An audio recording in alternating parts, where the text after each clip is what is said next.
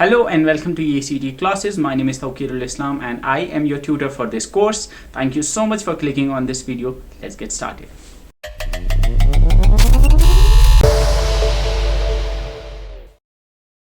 Now, अब हम चलते हैं कंप्यूटर प्रोग्राम्स। अब ये जो है, ये दोनों जो है, ये प्रॉब्लम को सॉल्व करने के मतलब एक तो रिप्रेजेंटेशन, एक तो एल्गोरिथम हमने देखा, दूसरा हमने फ्लो चार्ट देखा। अब हम चलते हैं कंप्यूटर प्रोग्राम्स पे। कंप्यूटर प्रोग्राम क्या है? Computer program is nothing but ये कंप्यूटर प्रोग्राम लिखने का, या कंप्यूटर प्रोग्राम क्या है ये मैंने आपको बताया था, it's a sequence of instructions. और बेसिकली कंप्यूटर प्रोग्राम क्या है? कंप्यूटर प्रोग्राम से ही हम सॉफ्टवेयर को बनाते हैं। Software consist of computer programs. हमने देखा था कि बहुत सारी इंस्ट्रक्शंस मिलके एक कंप्यूटर प्रोग्राम बनाती हैं और बहुत सारे कंप्यूटर प्रोग्राम्स एक सॉफ्टवेयर को बनाते हैं।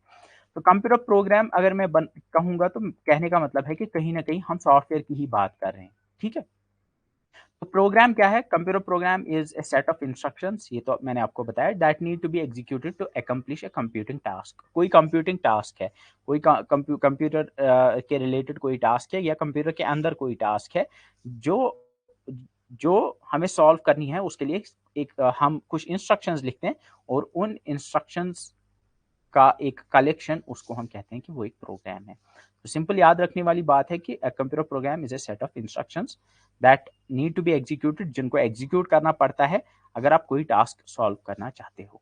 ठीक है, एक कंप्यूटर प्रोग्राम, इसको मैं कह सकता हूँ it's a sequence of instructions भी या सेट ऑफ इंस्ट्रक्शंस भी इन ए प्रोग्रामिंग लैंग्वेज, जो कि एक किसी पर्टिकुलर प्रोग्रामिंग लैंग्वेज में लिखी जाती हैं for a computer to execute. Important बात जो यहाँ पे हमें पता चली कि कंप्यूटर प्रोग्राम जो है वो उसमें इंस्ट्रक्शंस होते हैं और वो इंस्ट्रक्शंस के लिए एक लैंग्वेज होती है। ऐसे रैंडमली कोई चीज नहीं लिखी जाती है। हर हर प्रोग्राम को लिखने के लिए कोई पर्टिकुलर प्रोग्रामिंग लैंग्वेज यूज की जाएगी। तो इन्हीं प्रोग्रामिंग लैंग्वेज के बारे में हमें यहाँ पे पढ़ना है। अब जो पर्सन लिखता है कंप्यूटर प्रोग्राम्स, उसको यूजुअली प्रोग्रामर कहते हैं। So programmer is a person who writes the computer programs. तो जो कंप्यूटर प्रोग्राम लिखेगा, यानी हम कह सकते हैं कि जो प्रोग्राम बनाएगा, तो जब बहुत सारे प्रोग्राम बनाएगा वो तो सॉफ्टवेयर बनाएगा, तो हम कह सकते हैं जो सॉफ्टवेयर बनाएगा उसको प्रोग्रामर कह सकते हैं। और इस प्रोसेस को, यानी इन प्रोग्राम्स को लिखने को, इन प्रोग्राम्स को बनाने के का जो प्रोसेस है उसको हम कहते हैं कंप्यूटर प्रोग्रामिंग। प्रोग्रामिंग क्या है? Programming is the process of creating a set of instructions, या हम कह सकते हैं computer programming is the process of creating computer programs, जो कि कंप्यूटर को बताते हैं कि तुम्हें कौन सी टास्क परफॉर्म करनी है। अब प्रोग्रामिंग जो है, इसके लिए अलग अलग प्रोग्रामिंग लैंग्वेजेस होती हैं। फॉर एग्जाम्पल C++, है, पाइथन है, जावा है, जावा स्क्रिप्ट है, आर है, इस तरह स्केला है, शार्प है, इस तरह की बहुत सारी प्रोग्रामिंग लैंग्वेजेस होती हैं। तो सोर्स कोड क्या है? Source code is a computer program in its human readable form, जो हम पढ़ सकते हैं ना, जो हमें समझ आ रहा है, या जो भी प्रोग्रामर लिखता है ना, जो भी प्रोग्रामर लिखता है इन लैंग्वेजेस में, उसको सोर्स कोड कहा जाता है। वो मैं आपको आगे बताऊंगा वो कैसा होता है। अब ये जो सोर्स कोड होता है, चूंकि ये हमें समझ आता है, ये ह्यूमन रीडेबल फॉर्म में होता है, तो इसको कंप्यूटर जो है डायरेक्टली एग्जीक्यूट नहीं कर सकता, क्योंकि कंप्यूटर को सिर्फ बाइनरी समझ आता है। तो इस सोर्स कोड को कन्वर्ट करना पड़ता है और एक लैंग्वेज में, जिसको कहते हैं मशीन लैंग्वेज, मतलब इसको बाइनरी में कन्वर्ट करना पड़ता है। तो सोर्स कोड में हमने लिखा एक प्रोग्राम बनाया, इस प्रोग्राम को हमें कन्वर्ट करना है। क्यों? क्योंकि कंप्यूटर को ये सोर्स कोड नहीं आएगा समझ, तो सोर्स कोड को कन्वर्ट करना पड़ता है into machine language. Machine language मतलब बाइनरी लैंग्वेज में इसको कन्वर्ट करना पड़ता है। और जब ये कन्वर्ट होके जो फाइल बनती है उसको ऑब्जेक्ट कोड कहते हैं, या उसको एग्जीक्यूटेबल फाइल कहते हैं। ठीक है, तो याद रखने वाली चीज है कि प्रोग्राम जो होता है, कंप्यूटर प्रोग्राम लिखे जाते हैं हाई लेवल लैंग्वेज में, या इन प्रोग्रामिंग लैंग्वेजेस में वो लिखे जाते हैं, और उसको हम कहते हैं सोर्स कोड। वो जो हमने लिखा, जो प्रोग्राम हमने लिखा, वो समझ नहीं आएगा कंप्यूटर को, उसको कन्वर्ट करना पड़ता है मशीन लैंग्वेज में, यानी बाइनरी में। और जब वो मशीन लैंग्वेज या बाइनरी में कन्वर्ट हो जाता है, तब उसको कहते हैं ऑब्जेक्ट कोड, या उसको कहते हैं एग्जीक्यूटेबल फाइल। ठीक है, आपको आगे भी समझ आएगा। फॉर एग्जाम्पल, मैं आपको अभी तक बता रहा था कि प्रोग्राम्स लिखने के लिए एक लैंग्वेज होती है, प्रोग्राम्स किसी पर्टिकुलर प्रोग्रामिंग लैंग्वेज में लिखे जाते हैं।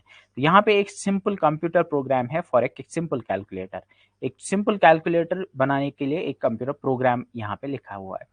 ये आपको समझ नहीं आएगा, बट थोड़ा आइडिया आपको आएगा कि क्या चीजें की जाती हैं।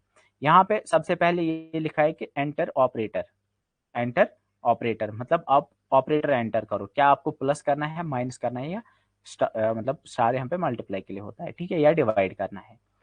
फिर ये आप इन जो आप दबाओगे, फॉर एग्जांपल आप दबाओगे प्लस, फिर आपको ये बोलेगा एंटर टू ऑपरेंड्स, मतलब दो ऑपरेंड्स, दो ऑपरेंड मतलब जिनके ऊपर ये प्लस करना है। तो आप नम वन और नम टू, मतलब दो नंबर्स आप एंटर करोगे, फॉर एग्जांपल 5 और 7, 5 रहेगा नम वन में, 7 रहेगा नम टू में।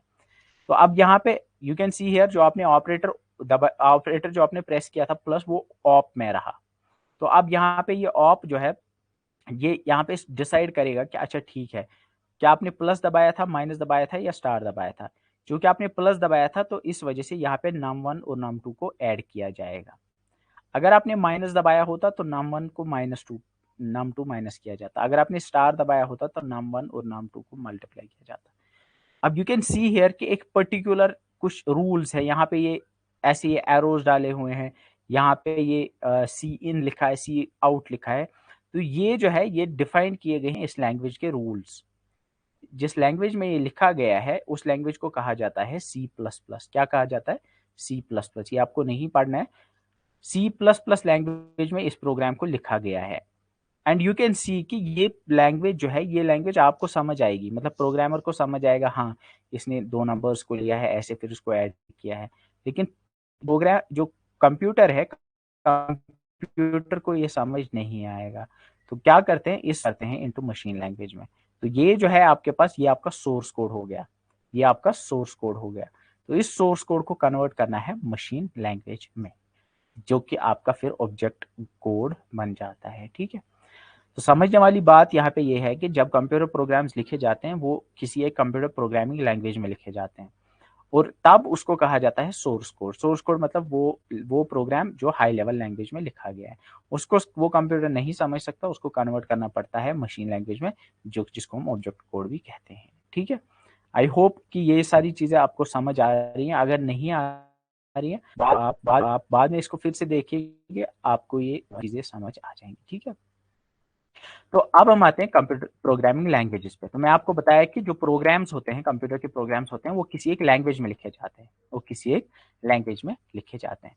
देखो, इसको समझो आप ऐसे, आपको कंप्यूटर से कोई काम करवाना है, आपको कंप्यूटर से कोई काम करवाना है, तो आपको कंप्यूटर को इंस्ट्रक्शन देनी है कि तुम दो नंबर्स को ऐड कर दो। कंप्यूटर कर सकता है, बट उसको पहले आपको बताना है कि इस दो नंबर्स को आपको ऐड करना है।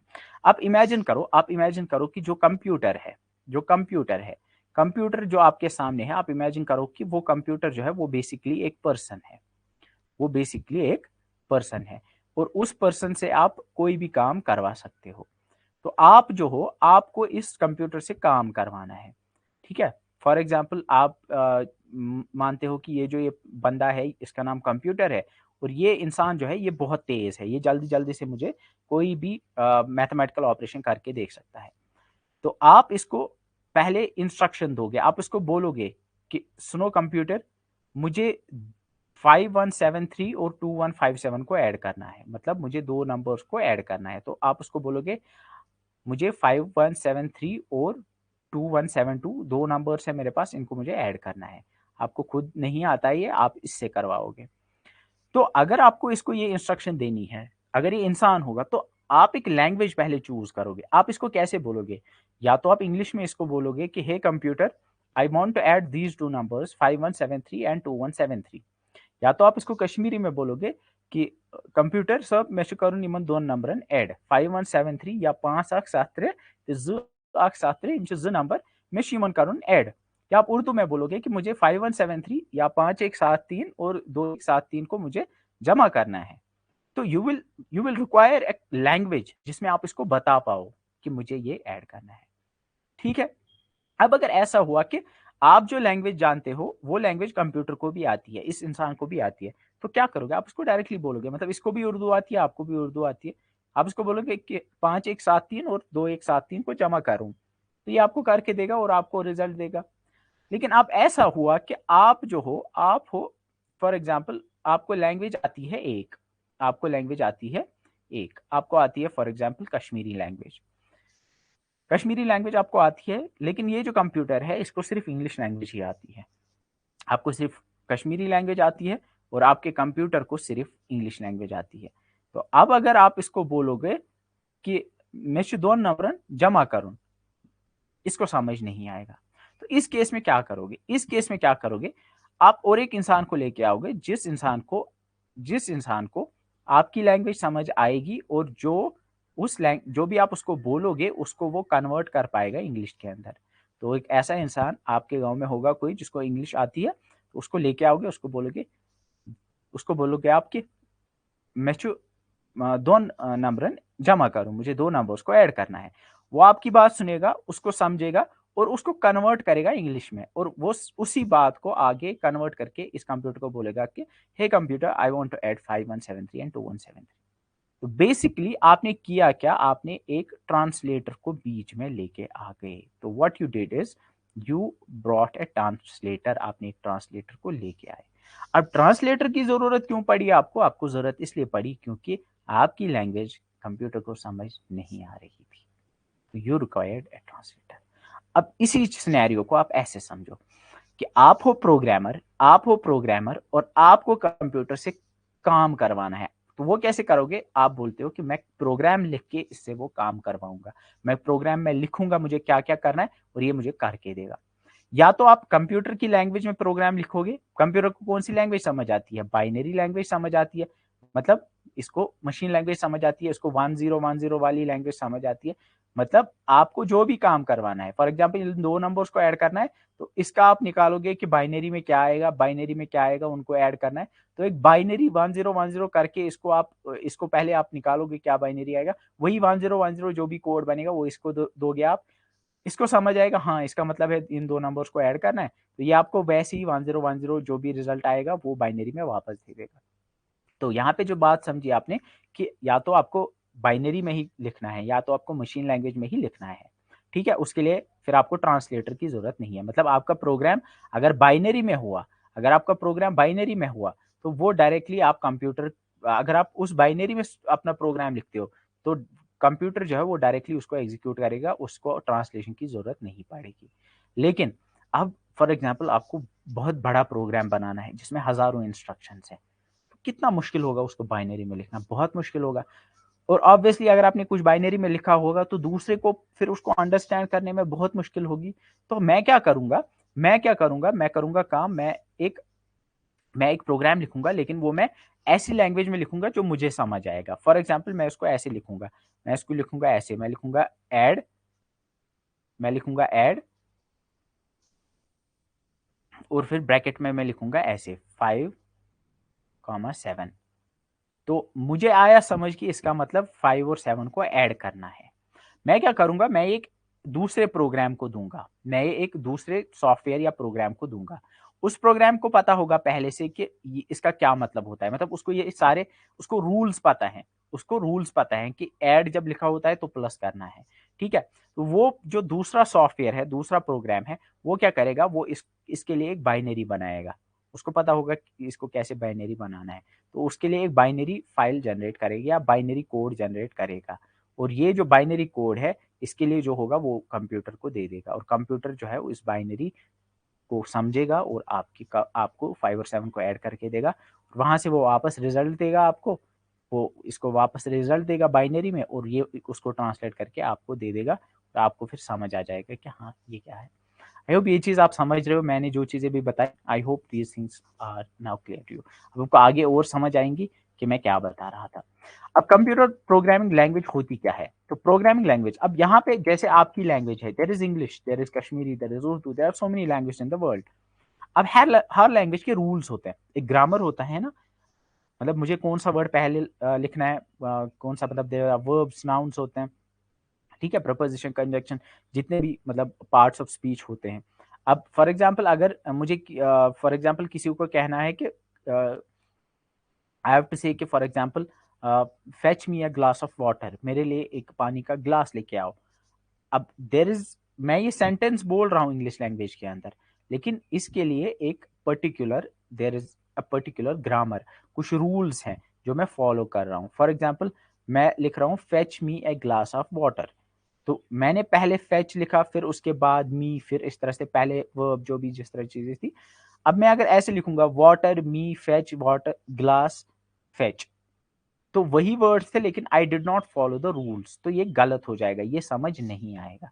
तो एग्जैक्टली जो जब आप किसी प्रोग्रामिंग लैंग्वेज में लिखते हो प्रोग्राम, उसके लिए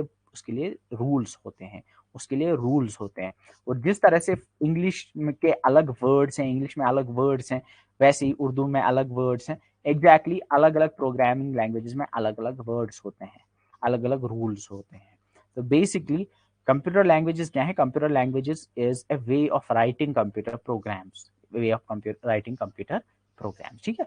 सो और हर लैंग्वेज में होता है सिंटैक्स मतलब रूल्स होते हैं, कुछ कमांड्स होती हैं, वो उसी लैंग्वेज के लिए होती हैं, ठीक है। तो कंप्यूटर प्रोग्रामिंग लैंग्वेजेस जो होती हैं, ये कुछ कमांड्स होती हैं, इंस्ट्रक्शंस होती हैं, और सिंटैक्स रूल्स होते हैं, जो कि सॉफ्टवेयर या कंप्यूटर प्रोग्राम बनाने के लिए यूज होते हैं, ठीक है। प्रोग्रामिंग लैंग्वेजेस सिंपल होनी चाहिए और आसानी से हम सीख पाने चाहिए, और यहाँ पे they must be consistent in terms of syntax and semantics. Syntax और सिमेंटिक्स मतलब सिंटैक्स कहते हैं रूल्स को, सिमेंटिक्स में आपको समझाऊंगा क्या होता है। तो कंसिस्टेंट मतलब आप अगर मैं फॉर एग्जांपल अगर मैं सी प्रोग्रामिंग लैंग्वेज में कोई प्रोग्राम लिखता हूँ, तो I should be consistent with its rules, मतलब जो भी मैं सेंटेंस लिखूंगा, जो भी मैं इंस्ट्रक्शन लिखूंगा, वो इस लैंग्वेज के रूल्स के हिसाब से होनी चाहिए, ठीक है। अब यहाँ पे आप समझोगे, देखो यहाँ पे ये जो यहाँ पे आपको दिख रहा होगा, this is a calculator program जो कि C++ नाम की एक लैंग्वेज में लिखा गया है। और अगर मैं सेम प्रोग्राम जावा लैंग्वेज में लिखूंगा तो मैं इस तरह से लिखूंगा। तो यू कैन सी दो प्रोग्राम्स हैं, दोनों प्रोग्राम्स एक ही काम करते हैं, लेकिन C++ लैंग्वेज में कुछ अलग रूल्स हैं, अलग सेंटेंसेस हैं, अलग वर्ड्स को यूज करके लिखा जाता है, और जावा प्रोग्रामिंग लैंग्वेज में इसको अलग तरीके से लिखा जाता है, ठीक है। अब प्रोग्रामिंग लैंग्वेज की क्या टाइप्स हैं, this is an important part, क्योंकि इसमें से क्वेश्चन पूछा जाता है। तो यहाँ पे अगर मैं बोलूं ब्रॉडली प्रोग्रामिंग लैंग्वेज के दो टाइप्स होते हैं। पहले मैं आपको ये वाली दिखाऊंगा। प्रोग्रामिंग लैंग्वेजेस के होते हैं 3 types. First is low level language, जिसको आप मशीन लैंग्वेज कहते हो। सेकेंड इज जिसको आप असेंबली लैंग्वेज कहते हो, एंड थर्ड इज जिनको आप हाई लेवल लैंग्वेजेस कहते हो। तो याद रखो आप, ब्रॉडली हमारे पास लो लेवल लैंग्वेज या मशीन लेवल लैंग्वेज होती है, और हमारे पास मिडल लेवल लैंग्वेज जिसको आप असेंबली लैंग्वेज भी कहते हो, और थर्ड हमारे पास हाई लेवल लैंग्वेजेस होती है। अब लो लेवल लैंग्वेज या मशीन लैंग्वेज जो होती है, मशीन लैंग्वेज मतलब बाइनरी। तो मैं अगर बाइनरी में डायरेक्टली लिखूंगा प्रोग्राम, तो वो मैं कहूंगा मैंने ये किस में लिखा, मैंने ये लिखा लो लेवल या मशीन लैंग्वेज में। अब बाइनरी लैंग्वेज जो है ये एक मशीन लैंग्वेज है, क्योंकि ये वंस एंड जीरोस में लिखी जाती है। लेकिन ये मुश्किल है समझनी, इसको लिखना है, बड़े बड़े प्रोग्राम्स बन जाते हैं इससे, प्रोग्राम मुश्किल है हमारे लिए, और ये मैं कहूंगा कि ये फीजिबल नहीं है ह्यूमंस के लिए। हम इस लैंग्वेज में हमारे लिए मुश्किल होता है प्रोग्राम लिखना। तो अब इससे क्या होता है कि फॉर एग्जांपल अगर मुझे दो नंबर्स को ऐड करना है, तो मैं क्या करूंगा, मैं लिखूंगा ऐसे। दो नंबर्स को ऐड करने के लिए मैं बाइनरी में लिखूंगा। तो फॉर एग्जांपल एक बाइनरी में लिखी हुई एक स्ट्रिंग बन जाएगी, फॉर एग्जांपल जिसमें 10,000 बिट्स होंगी या 1,000 बिट्स होंगी। तो ऐसे 1,000 बिट्स लिखूंगा मैं, और उसका मतलब होगा दो नंबर्स को ऐड करना है। कितना मुश्किल हो जाएगा उसको याद, मतलब उसको समझना। अब मैं क्या करूंगा, मैं करूंगा काम, मैं बोलूंगा ये तो मुश्किल होता है ऐसे लिखना, मैं लिखूंगा ऐसे ऐड, और फिर मैं लिखूंगा दो नंबर्स को जिनको ऐड करना है, वो मैं ऐसे ब्रैकेट में लिखूंगा 7 और 5। तो मैंने क्या किया, मैंने एक इंस्ट्रक्शन लिखी, उसमें मैंने कुछ निमोनिक्स यूज किए। निमोनिक्स मतलब कुछ एब्रिवेशंस जैसे यूज किए। अब ये मेरे लिए आसान है समझना, मुझे जल्दी जल्दी अगर मुझे दो नंबर्स को ऐड करना है, मुझे आसान होगा। अच्छा ऐड, मैं ऐड ब्रैकेट करके, ये रूल है मतलब जो मैं फॉलो करता हूँ कि दो नंबर्स को ऐड करने के लिए मुझे ऐड लिखना है, फिर ब्रैकेट लिखना है, और वो दो नंबर लिखने हैं। मुझे आसान होगा ऐसे लिखना इन कंपैरिजन टू दिस, लेकिन ये कंप्यूटर को समझ नहीं आएगा। फिर क्या करूंगा, इसको मैं कन्वर्ट करूंगा एक सॉफ्टवेयर की हेल्प से, वो इसके लिए वो कोड बनाएगा जो कि फिर कंप्यूटर को आगे समझ आएगा, ठीक है। तो ये मुझे समझ आया, इसमें मैंने निमोनिक्स यूज किए की हेल्प से, जो उसको बाइनरी में कन्वर्ट करता है, ठीक है। लैंग्वेजेस जो होती हैं हाई लेवल लैंग्वेजेस, वो ज्यादा आसान होती है, वो इंग्लिश की तरह ही, हमारी जैसे इंग्लिश होती है ना, एग्जैक्टली वैसे ही होती है, ठीक है। तो अगर मुझे फॉर एग्जांपल 5 + 7 को अगर मुझे ऐड करना है, तो मैं लिखूंगा डायरेक्टली 5 + 7। मुझे मतलब, या अगर इसमें मतलब बहुत सारी चीज़ें होती हैं जो जो असेंबली लैंग्वेज के कंपैरिजन में आसान होती है।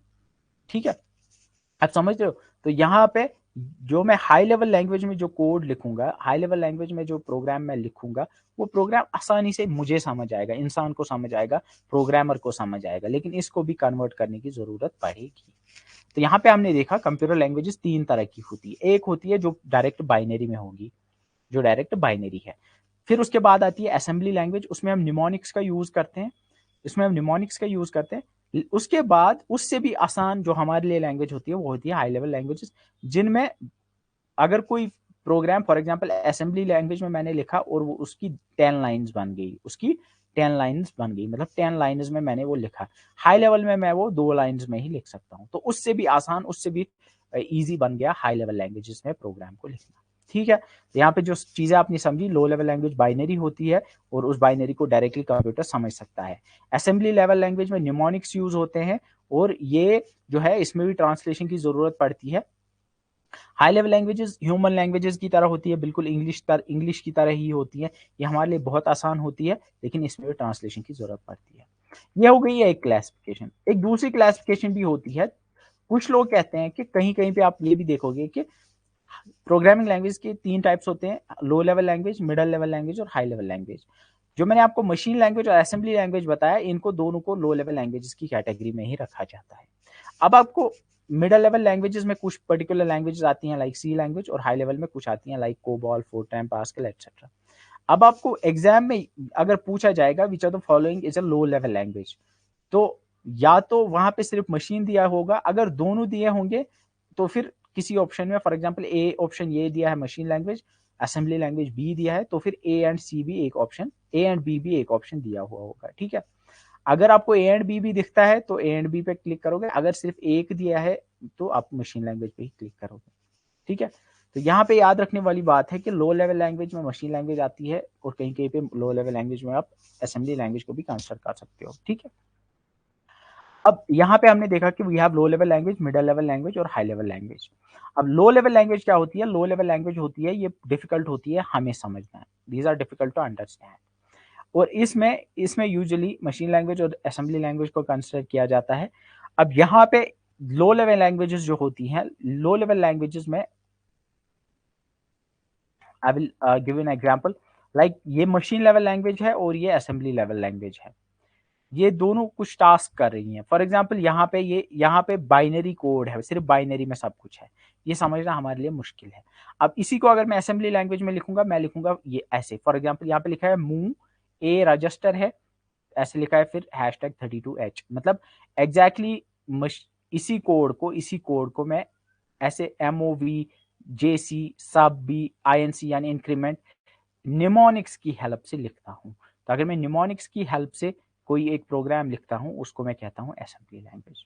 ठीक है, अब इसको यहां समझो आप। मशीन लैंग्वेज जो होती है वो मशीन कोड भी मशीन लैंग्वेज जो होती है वो बाइनरी में होती है, and it is the only language that is understood by the computers. ठीक है, तो machine language is the only language जिसको कंप्यूटर समझते हैं। इसको हम बाइनरी भी कह सकते हैं, इसको मशीन कोड भी कहते हैं, ऑब्जेक्ट कोड भी कहते हैं और बाइनरी भी कहते हैं, और इसमें सिर्फ जीरोज और वंस होते हैं। ठीक है, अब it's considered a native language as it can be directly understood by the CPU. ये इकलौती ऐसी लैंग्वेज है जिसको डायरेक्टली सीपीयू अंडरस्टैंड कर सकता है। It's closest to the computer hardware, इसका मतलब है कि कंप्यूटर हार्डवेयर के सबसे नजदीक होती है। ये आपको नहीं आएगा समझ एग्जैक्टली, बट अभी के लिए बस इतना याद रखो कि ये सबसे करीब होती है हार्डवेयर के। हाई लेवल लैंग्वेज सबसे करीब होती है प्रोग्रामर के। ठीक है, और इसमें ट्रांसलेशन की जरूरत नहीं पड़ती है। अब दूसरी जो है वो है assembly level language. Assembly language जो होती है ये भी एक लो लेवल प्रोग्रामिंग लैंग्वेज है, एंड ये जो है इसमें न्यूमोनिक्स की हेल्प से आप लिख सकते हो, एंड इसमें आप डेसिमल भी यूज कर सकते हो। डेसिमल मतलब अगर आपको फॉर एग्जांपल नंबर्स को ऐड करना है तो आप डायरेक्टली नंबर को डेसिमल में लिख सकते हो, 5 7, ये डेसिमल होता है, आपको बाइनरी में इसको लिखने की जरूरत नहीं। ठीक है, उसके बाद मीडियम लेवल लैंग्वेजेस जो है, आप ये समझो कि ये it is in between the ये लो लेवल लैंग्वेजेस से थोड़ी आसान होती है, लेकिन हाई लेवल लैंग्वेज से थोड़ी मुश्किल होती है, बस इतना आप याद रखो, और इसमें एग्जांपल सी आप याद रख सकते हो। देन हाई लेवल लैंग्वेजेस आप याद रखो कि हाई लेवल प्रोग्रामिंग लैंग्वेजेस जो होती हैं ये ह्यूमन रीडेबल लैंग्वेजेस होती हैं। ये जो हमारी लैंग्वेजेस हैं, इंग्लिश है, फ्रेंच है, स्पेनिश है, उनकी तरह ही होती है। तो ये जो होती हैं, these are easier to read, write and maintain, क्योंकि ये सिमिलर होती है, इंग्लिश लैंग्वेज की तरह ही कमांड्स होती है इसमें। इसमें ट्रांसलेशन की ज़रूरत पड़ती है। और यहाँ पे एग्जांपल्स आप याद रखना, पाइथन, बेसिक, सी, सी प्लस प्लस, इसको सी शार्प कहते हैं, सी हैश इसको सी शार्प कहते हैं, फोर्ट्रैन, जावा, पास्कल, ये कुछ हाई लेवल लैंग्वेजेस हैं। तो यहाँ तक अभी जो चीज़ें हमने पढ़ी वो तीन है। तीन तरह की लैंग्वेज होती है, मशीन लैंग्वेज, असेंबली लैंग्वेज और high level language. Machine language में सारा बाइनरी में लिखा जाता है, वंस एंड जीरोज में लिखा जाता है। ये कंप्यूटर को डायरेक्टली समझ आता है, उसको ट्रांसलेट करके हमें ज़रूरत नहीं होती है, ट्रांसलेशन की इसमें ज़रूरत नहीं होती है। सेकेंड हमने देखा असेंबली लैंग्वेज। असेंबली लैंग्वेज में निमोनिक्स यूज़ किए जाते हैं और इसमें हम डायरेक्टली हार्डवेयर पे काम करते हैं। मतलब ये समझिए, फॉर एग्जाम्पल अगर मुझे दो नंबर्स को ऐड करना है, तो मैं क्या करूंगा, मैं बोलूंगा कि ये जो पहला नंबर है, से फॉर एग्जाम्पल 5, इसको एक रजिस्टर में लेके आओ, R1 एक रजिस्टर है कंप्यूटर में, उसमें लेके आओ। दूसरा नंबर है 7, उसको आप काम करो, उसको आप दूसरे रजिस्टर में रखो, यानी से R2 में। रजिस्टर आपको याद है जो सीपीयू में होते हैं। फिर उसके बाद में आपको बोलूंगा कि मैं लिखूंगा कि R1 और R2 जो है, इन दोनों को ऐड कर दो, R1 और R2 में जो रखा है उनको ऐड कर दो।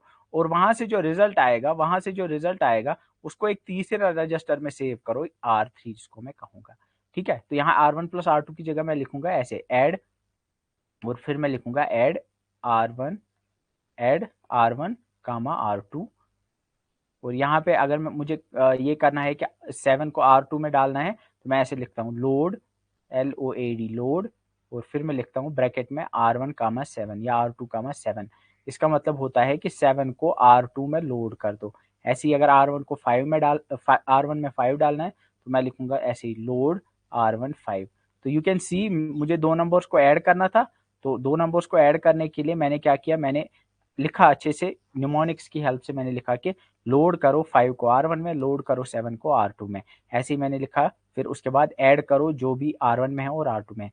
तो अब यहाँ पे आप देख सकते हो कि यहाँ पे अगर मुझे बाइनरी में ये चीज दो नंबर्स को ऐड करना होता, तो मुझे कुछ बाइनरी कोड लिखना होता जो उसके लिए होता, जो मुश्किल था समझना। इसको समझना मेरे लिए आसान था क्योंकि मैंने न्यूमोनिक्स की हेल्प से लिखा, और मैंने इसको डायरेक्टली बताया कि रजिस्टर्स में किस तरह से आपको कहाँ से कहाँ डेटा लेके जाना है, ये मैं कंप्यूटर को बता रहा हूँ। अब अगर मुझे वही काम करना है किस में, हाई लेवल लैंग्वेज में, तो मैं डायरेक्टली लिखूंगा वहां पे 5+7। तो मैंने डायरेक्टली लिखा 5+7, उसको समझ आएगा, वो खुद फिर देखेगा अंदर से कि कहाँ से रजिस्टर में किसको लेके जाना है। तो यू कैन सी कि सबसे आसान होती है हमें समझना, वो होती है आपकी हाई लेवल लैंग्वेज। उससे थोड़ी मुश्किल होती है असेंबली लेवल लैंग्वेज, और सबसे मुश्किल होती है बाइनरी लेवल लैंग्वेज। ठीक है, तो यहाँ पे ट्रांसलेशन की जरूरत पड़ती है हाई लेवल लैंग्वेज को भी, machine level language, sorry assembly level language को भी, लेकिन बाइनरी लेवल लैंग्वेज को या मशीन लेवल लैंग्वेज को नहीं पड़ती है जरूरत ट्रांसलेशन की। ठीक है।